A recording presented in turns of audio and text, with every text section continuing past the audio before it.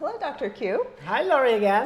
Good to Been see a week. you again. Thank you. So once again, I understand that you're running for SVMH Board of Directors Zone 4. Yes. And a lot of other candidates are out there campaigning and raising money. And instead, you're here speaking with us, which we greatly appreciate, helping us understand topics like anxiety and depression, healthy living, and even achieving financial freedom. So may I ask why you're not out campaigning and raising money? Yeah. Well, I think, being a politician seems to be so self-serving nowadays. And the question is, what do you do to actually serve the people while you're campaigning and also serve the people afterward? And my big thing is, well, let's do something meaningful that people actually can use. So one of the topic last week was about anxiety, depression. This week is about how to stay healthy and be able to achieve bigger and better things in life. I think the problem that we have is that a lot of time we try so many things, but we get so much crushing pressure and life stress, and as a result of that, it's very hard to achieve anything. So just a simple recipe. Big questions people always ask is, what is the simple, what is the secret sauce? And I guess the secret sauce would be simplicity, but you need to do that consistently. So I think that's really the important thing. I will talk more about it as the conversation continues. I love that, a new kind of secret sauce we can all look forward to applying in our lives. So getting, again, like you mentioned, the topic of today's forum, as you know, during the pandemic, that hit a lot of us really hard. Last week we talked about how to manage anxiety and depression for people who were here. This week we want to focus on how to stay healthy, because many of us gained quite a bit of weight, for example, during COVID, where we weren't able to get out there and exercise a lot. So where do we start? Yeah, I think the most important thing is be cognizant of that. Because I think the power of people is that when we are so much in denial, then we always think that it is okay. And the funny thing about life is that it's always okay until it's not okay. Wow, you want to be sure it's not okay until like 20 pounds, 30 pounds, 40 pounds later. So I prefer that you think it is okay until it's not okay after like 5 pound weight gain instead of 20 or 30 pound weight gain. So I think the important thing is to be cognizant. So once you actually realize that, then the second step is, okay, I want to do something about that. But if you're always in denial, you never know where you are, and the next time you know is when you wear your pants that to change your pant size.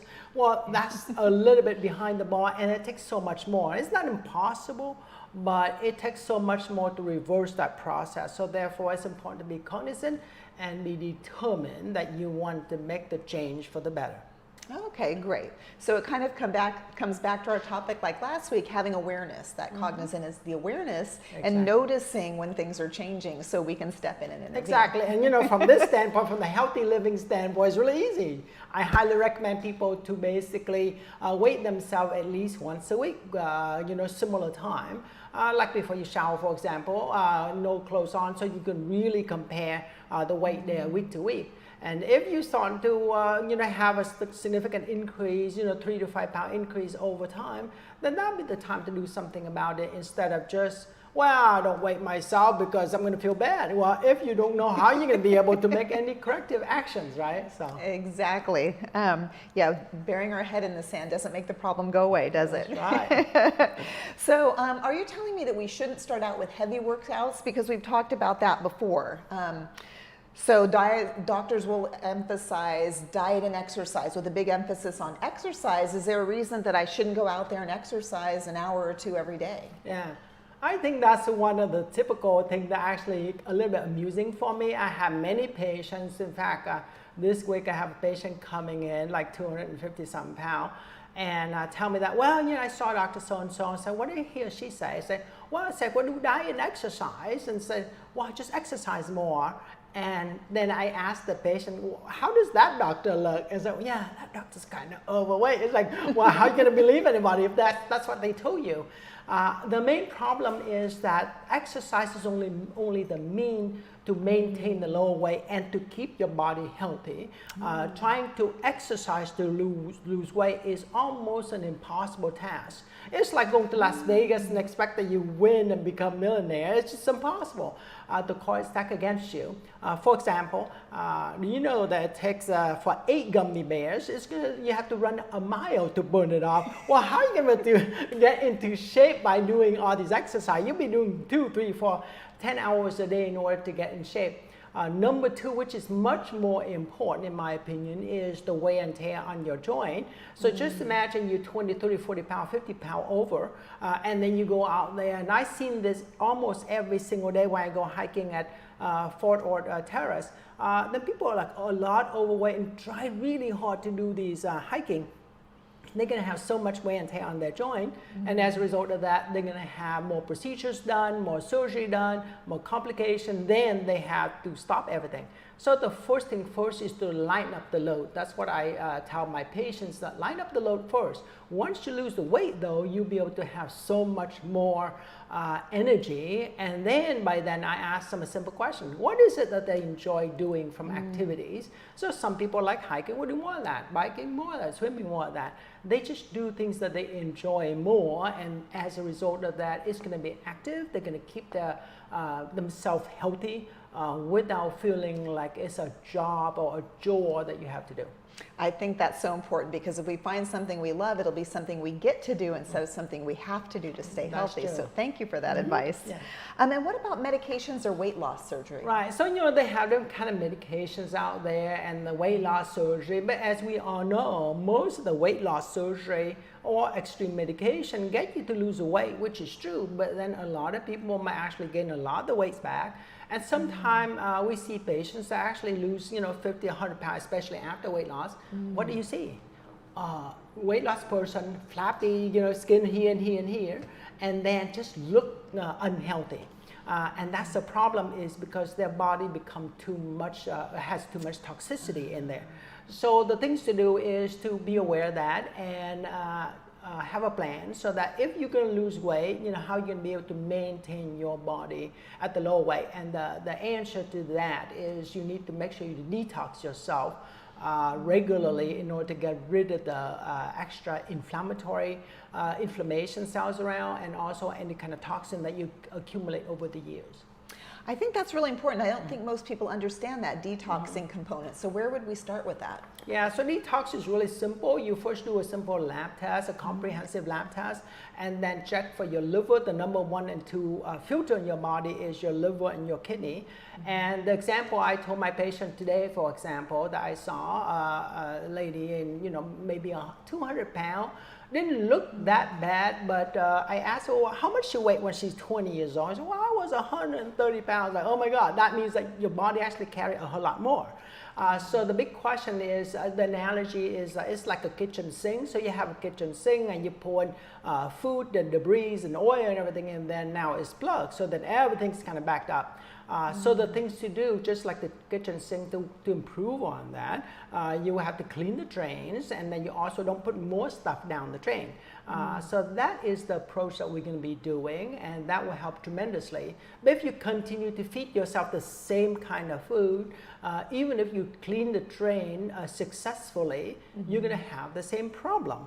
So therefore, you need to do those two things in order to successfully get rid of all the items that clogged up the system, but in addition to make sure the system is running smoothly going forward. Okay, so being more mindful of what we're putting into the system so we're not clogging it up, but then also cleansing the system so everything that we have from then on passes through more functionally and doesn't get clogged again. Exactly, and I think that's very important to keep that in mind, because if you don't think of that kind of scenario, then you keep losing the weight, so you actually pour more stuff down the drain. Just imagine the same scenario, and then now you put more stuff down the drain, then guess what? It's going to clog even more, and then it's just a matter of time before everything is going to back up, and that becomes a very unattainable situation. Yeah, and I think a lot of that probably comes down to habit and needing to change habits, which I think we'll probably get to later.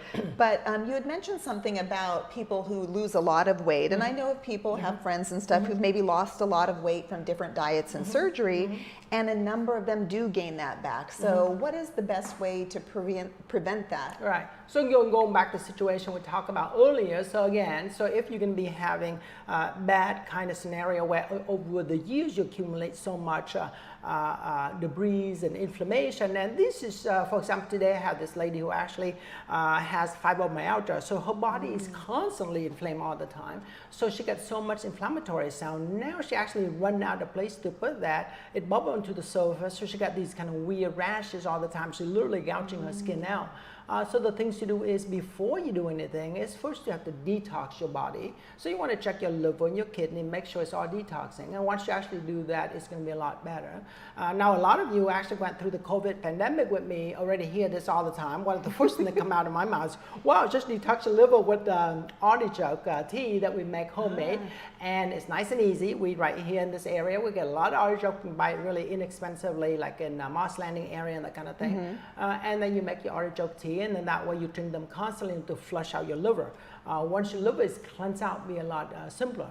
And it's actually a true story. So about a year and a half ago, right in the middle of the pandemic, we have a patient in the ICU at SVMH. Liver function went right through the roof. We're talking about quadruple. And then the patient in isolation, and she's pregnant, and I come in and visit her and take care of her. And I told her that, well, guess what? Have your family member make artichoke tea and just, take it. Anyway, so the next day I saw her, and then she's still somewhat sick with COVID at that point in time. And then I said, where's the artichoke tea? So she showed me the big thermos that she has in there, and she's just drinking like crazy. And then about 2-3 days later, you see a precipitous decrease of the liver function test to normal level. And that was very important because you want to be more proactive. So when your liver is clogged up with all of this inflammation from COVID or from other sources, you want to be sure you actually flush it out as you go in order to keep yourself healthy. Otherwise, you're going to be a big problem. Going back to the weight loss, if just imagine you lose like 50 pounds because whatever the diet that you do, the problem is that then all the stuff that used to sit in the fat cell now actually flooded your circulation. So now your body becomes too toxic. No difference than when you get hit with COVID or other kind of infections. So when you start losing weight, then it is that much more important to flush out, detox your body in order to make sure that all of that debris, all of that chemicals, all that toxin are discarded instead of staying to your system. So it's not just about losing weight then, it's about losing the inflammation that's associated with the excess weight and any illnesses that we might be holding. And that's what we need to be working on with that detox then, if I understand. Right, exactly. And I think that's the inflammation and the medication we take. And so many people take so much medication. Typical patients that you see in their 60s and 70s literally come with a big old bag of medication, like, oh my God, what are you doing? You actually making your body much more toxic. So then the question is, well, which one do I need to take, and how long do I take it for? And then you kind of be more selective. Of course, you want to do it under supervision, physician, to make sure you do it safely. But at the end of the day, I think the important things to do is make sure that you are cognizant and be consistent with the kind of goal that you have in mind. That's great. Thank you so much for that, because I know we hear a lot about that and never really know what to do about it. And then I guess the next question is, if I do all of that correctly, am I going to be 100% successful? Guess what? Absolutely not. So absolutely not, because of the fact that life is never perfect. So the question is, what are the exceptions? And the exception is about 30% of the time. Even if you do everything perfectly, you have a perfect diet, you get a perfect detoxing everything, 30% of the time you're not going to be successful, because if you get stressed out, and that's related to the previous talk that we talked about, because whenever you stress to the max, and many of us are, then all of a sudden you secrete so much cortisol, and that brings your sugar go high and all the other stress hormones that come up with that. So I think the things to do is to make sure that you manage the stress well. It's not the stress that causes a problem, it is what you let the stress do to you. For example, I usually tell my patient, like yesterday, I say, okay, well, if someone walk down the street, hey, so-and-so, you are ugly. You don't care, just move right along. But if your mom or your family member tell you you're ugly boy, you're going to feel bad for a while. So what you do is that you need to manage that. Don't let those kind of stressor actually make you even more stressed out. And I think the important thing is, look at your life as a chapter. You're going to have a good chapter, you have a bad chapter. So you're going to have a good chapter, it's good, enjoy it. You have a bad chapter, moving right along. And that will help to lessen the stress hormone, and that will increase the likelihood for you to be successful. You know, and I think that's really important what you said, because if we think we have to be 100% successful, that is also going to give us more stress. So being able to give ourselves a break and appreciate that we can do the best that we can, it sounds like that's a good thing, because that will help lower the stress as well. Yeah, Lori, I think that's exactly it. I tell my patient this all the time, is no matter what you do in life, you just need to remind yourself one and only thing: I done the best I can. And because you done that means that you already reached the highest possibility you can, and all of us come with different potential. And so therefore, well, your best potential is whatever that is. Well, it is what it is. It's not perfect, but it's good enough because it is where your best achievement is. I love that. Thank you so much. So let's move on to the next topic. You mentioned healthy mind. And I looked this up, and so this is what we got. And I'm going to have to read this because it's not terribly clear, which is why I want to ask you about it. So it's emotional, psychological, and social well-being that affects how you think, feel, and act. And it works in unity with your body and influences how you handle stress, relate to others, and make choices. So can you give us a simpler version of that so we understand what exactly this means and why we need to and how we can have a healthy mind? Right. So healthy mind is really simple. In my definition is you got to stay calm and cool under pressure. That's it. That's all you have to do. Don't worry about anything else. Oh, that should be easy. Exactly, right? Because if you try to do all of these things and you try to read out all this definition, you never remember.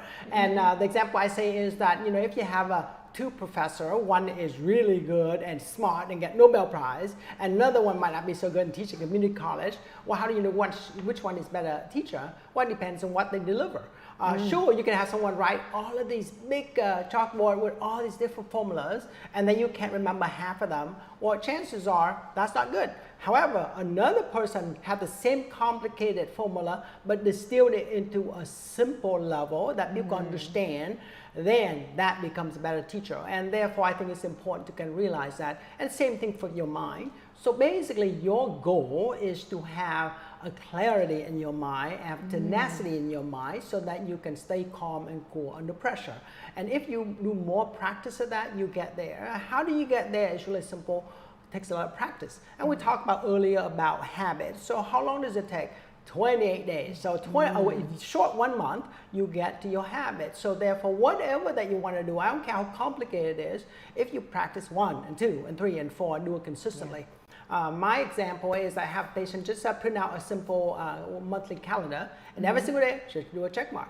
So if you want to, for example, you want to lose weight, you want to do a simple practice of drinking only water, black coffee, or tea, so you're not going to be drinking too much stuff into your body. Sure. Every day you do that, 1 check mark. Another is, well, you shouldn't be eating any fruit for the next 3 months. Okay, check mark. So if you do that all the time consistently, that'll be the case. So once you train yourself, it's going to get to you where you need to be. And you always start the day being organized. For example, in the military, they always train all the soldier or the admiral, give this big, very influential talk, is that first thing you have to do is just make your bed, because when you make your bed, you achieve the very first thing in life. You are organized. You're not going to be in kind of these disorganized situations. And then you'll be able to kind of start your habits. And the more of those that you do, the better. And so then how do you get to that point?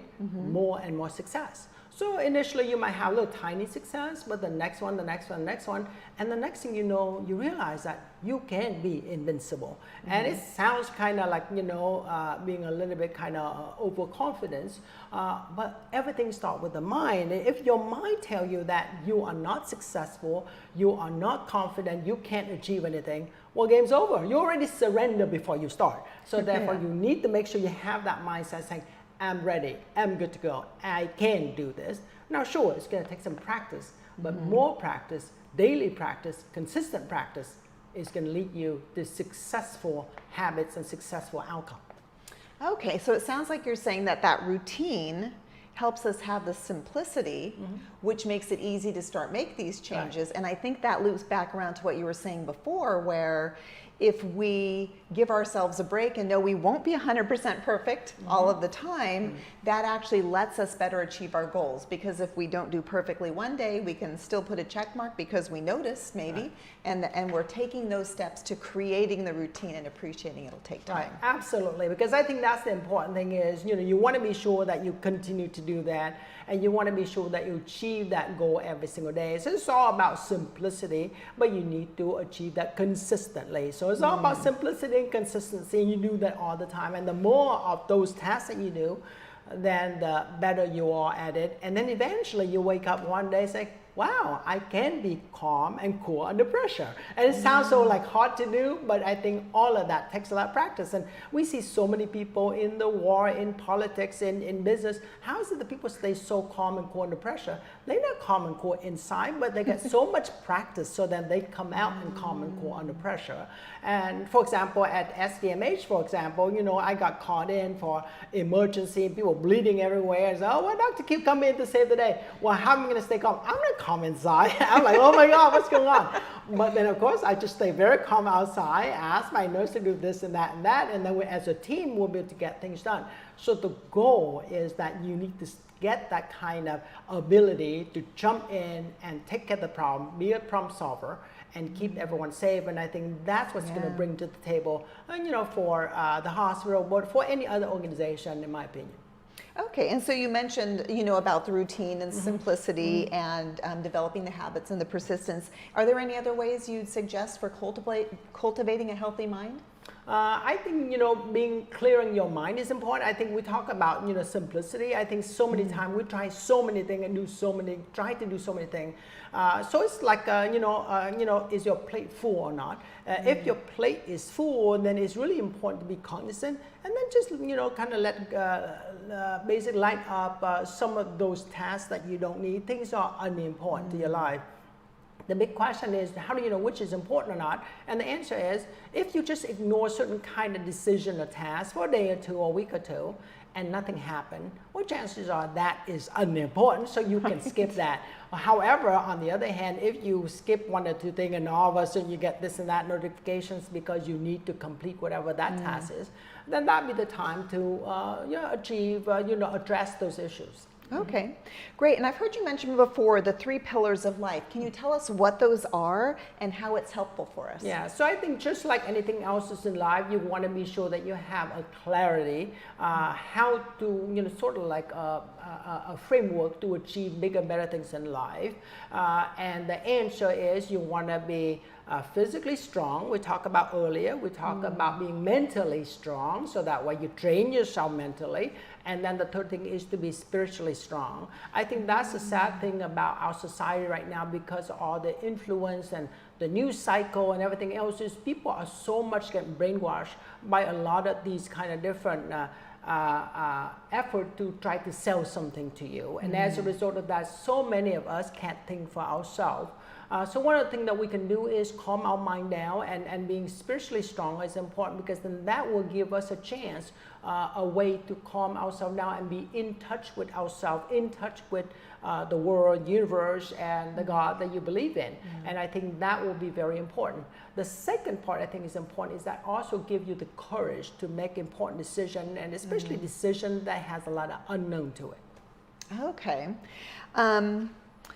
And so I like that you're tying together that health isn't just about physical, that there are all 3 aspects, really looking at us as whole people instead of just that health aspect. So if we're spiritually strong, that helps us motivate to take the next difficult step in life. And that often gets us out of our comfort zone, which often isn't really so comfortable after all. So how is that related to our life purpose?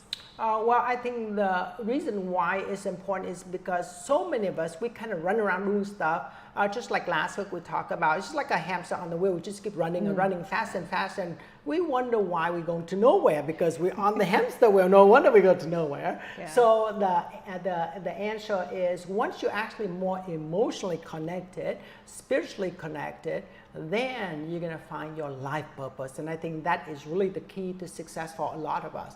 What is our life purpose? And I ask my patient this all the time, or how do you know what your life purpose is? And the answer is you need to have a calmness in your mind, and the quietness, and that way then you're able to ask the question, you ask it consistently all the time, then eventually the answer comes to you. So the secret is not to look for answer, the secret is have that sense of quietness and serenity, so the answer will come to you. And then when the answer comes to you, the important thing is make sure you accept it, don't just kind of ignore it. And the example I use likewise, the delivery person at the front door knock on your door and you never open the door, how are you going to get the package? And once you get the package, and if you don't open the package, how do you know what's inside? Well, just open your mind, open your heart, open it up and see what's going on. Believe, I think, is important. You need to believe that there's a bigger and better thing and your life purpose. And once you actually discover your life purpose, then work is no longer work. Work is actually fun. Work is actually exciting. And for example, the life purpose for what I'm doing right now, doing all of these campaigns, it just comes naturally. I just kind of run with it. It just comes from within. And it's very exciting because for me, it's not a job. I'm not trying to do all of these things. It's just as a part of services that I can contribute to the society and the community that we live in. Yeah, so it sounds like it's coming from that place of authenticity. It's sort of knowing who you are. And I think it circles back around to what you talked to at the beginning, where when you're doing what you love, all of the parts about health start coming naturally. Would you agree with that? Yeah, absolutely. And I think it's really nice. And the question is, wow, it's really amazing that everything kind of interconnect. And it is so true, but our life is interconnect. None of us is in a little silo. And I think it's really important to kind of realize that. And the more we become cognizant, the more we practice that, I think the better we at it. And then at the end of the day, we'll be able to, at times, have the courage to take the next step, the step outside of our comfort zone that is not so comfortable, that is not so exciting, that is not so good, but we're so afraid to leave. And so having that spiritually connection and being strong will give you that leap of faith. So you can jump over the cliff and then you realize, oh my God, where have I been? How come I didn't do that 10 years ago or 5 years ago?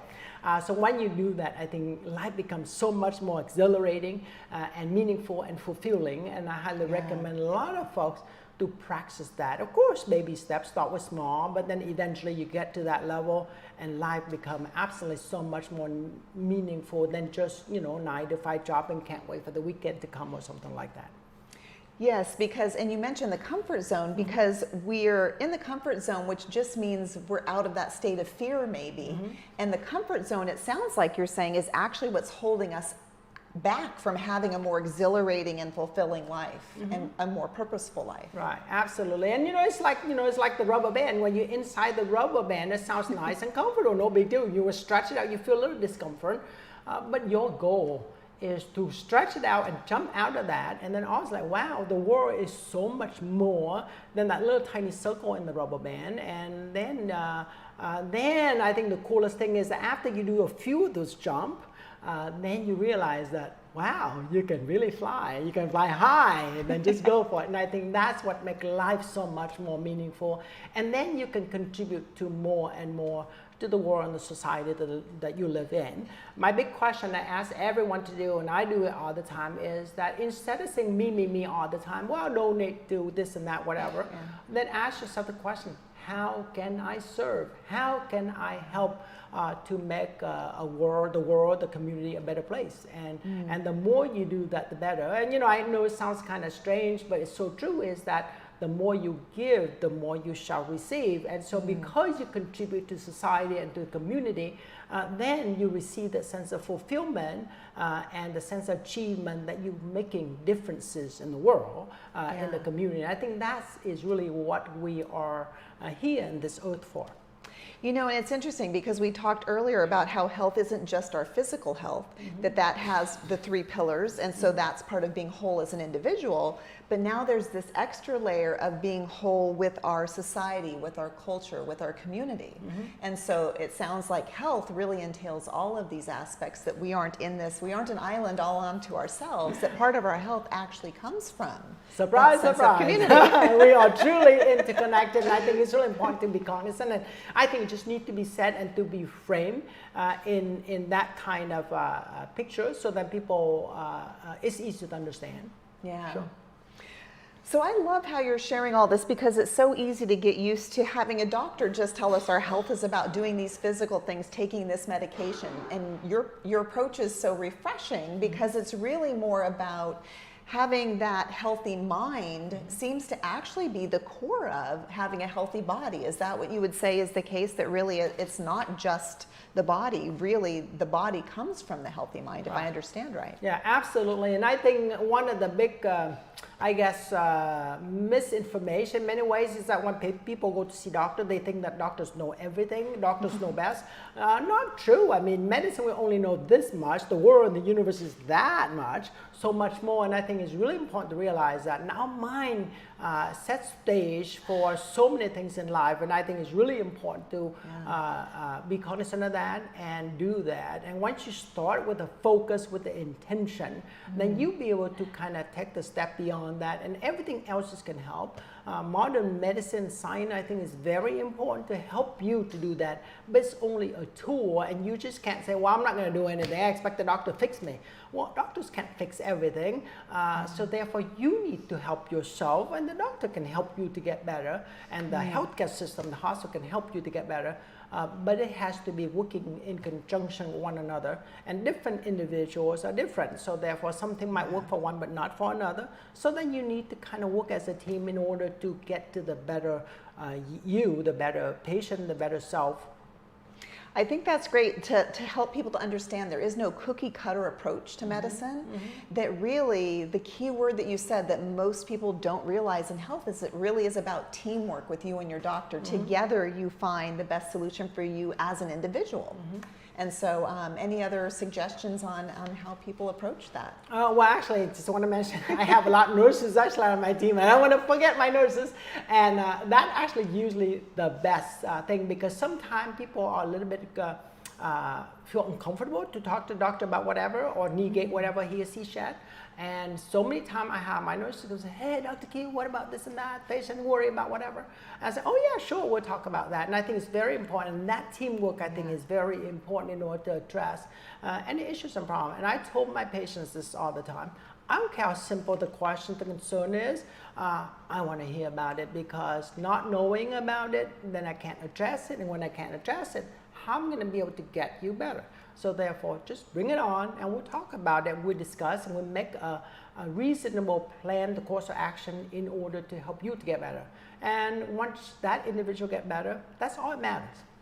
So it really sounds largely about empowering people to be proactive, as you said, in their health. Right, and you're really absolutely. helping them to do that. Right, and I think they should be in charge of their body, and everyone else's should be, it's sort of like the patient should be the train, and all of us, physician, hospital, all the kind of services will be the caboose to follow them, and they should be the leader in the group, and then they should set a course for action. And if every single person does that, I think we're going to have a much healthier community, because we're going to be in charge of our body. We want to stay healthy. We're not going to gain. We don't want to gain a lot of weight. We don't want to get stressed out all the time. So once you kind of set that stage, and then get everyone else to be involved to help you, I think you get there a lot sooner and be able to stay there for an extended period of time. Yeah, so it's like putting each individual in the driver's seat of their own health and their own life. Absolutely. Yeah. I think that's fantastic. Is there anything else you wanted to share with us in particular? Any last? Yeah, I think the important thing is, again, just sort of summarize the topic of discussion today. A lot of time we talk about these things and we want to distill to just one thing. What is one thing to remember is how do you achieve bigger and better things in your own life? And the answer is you want to be physically strong, you want to be mentally strong, and you want to be spiritually strong. You want to be connected.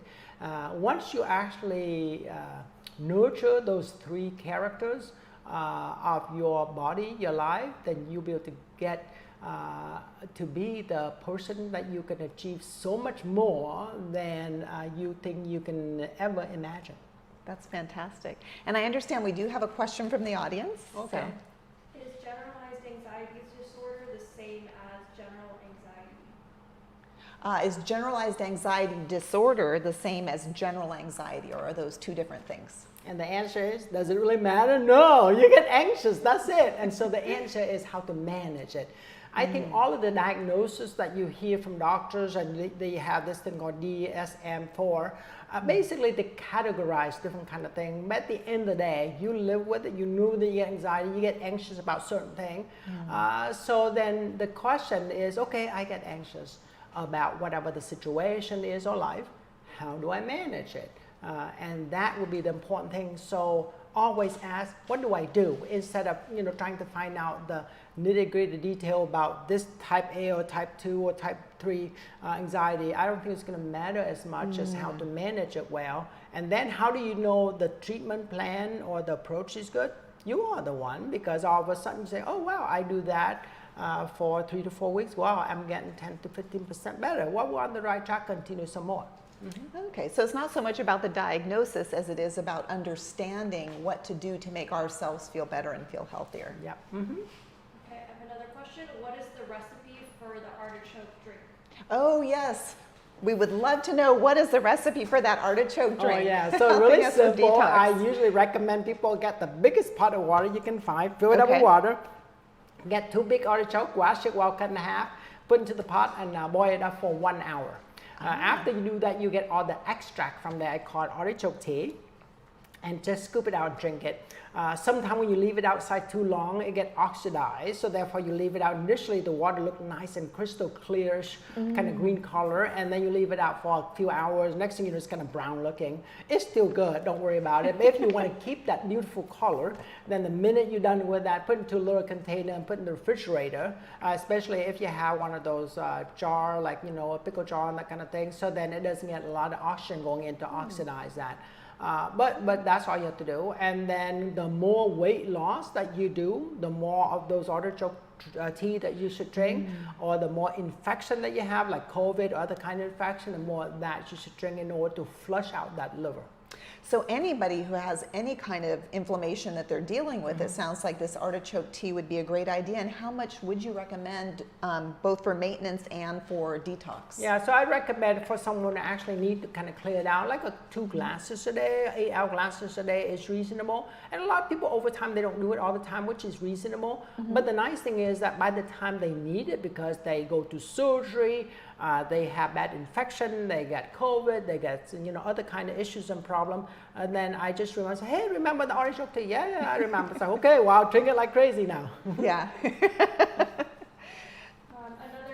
question regarding anxiety is, could it be hereditary?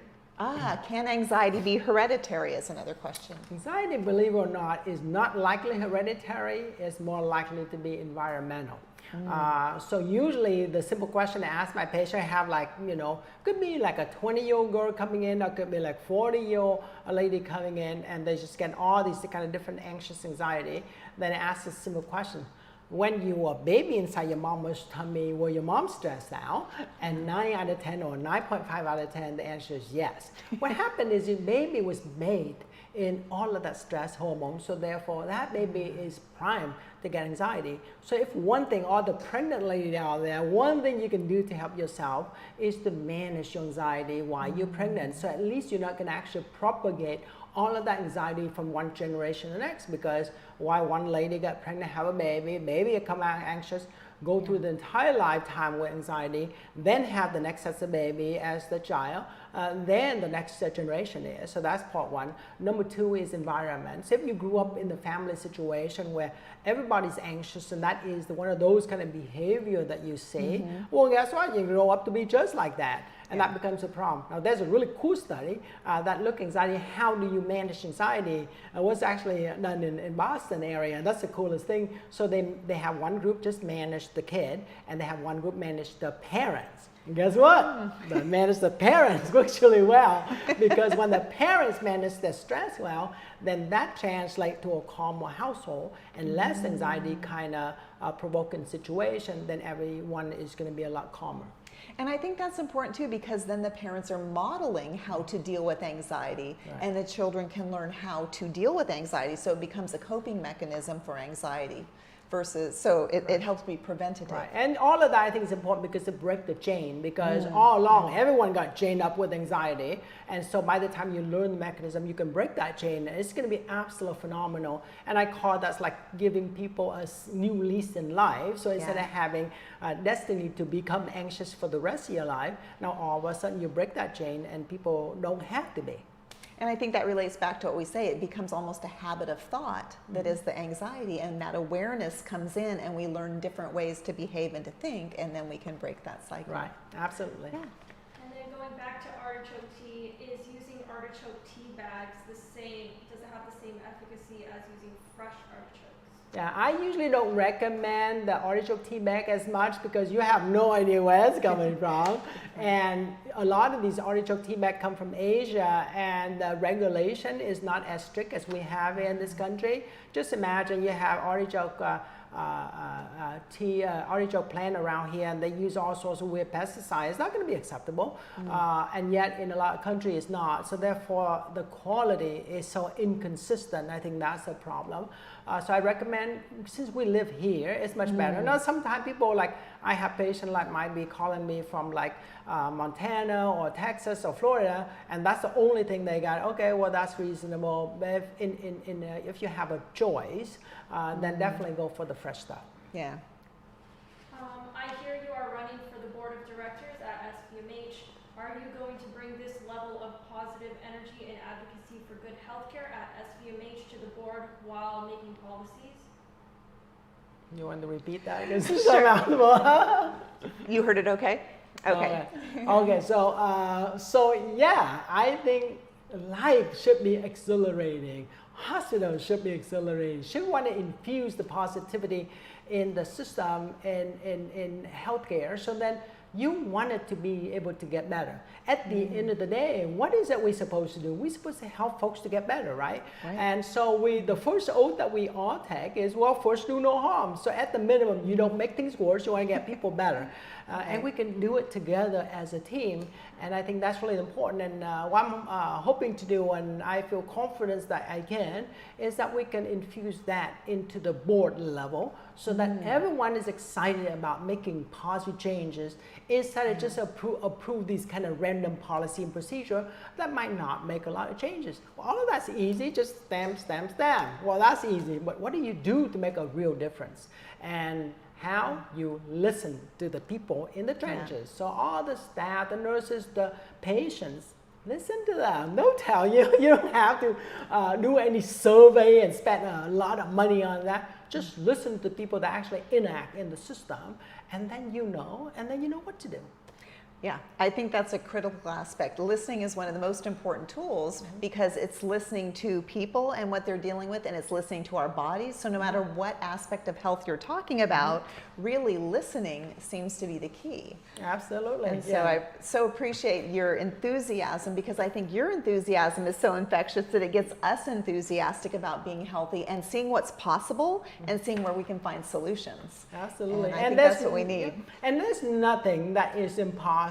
Sometimes we might not want to hear what is said, but whatever that is, once you actually look at it as a problem, you can actually always find a solution. There's always a solution out there. We just need to search for the right solution with the least amount of cost.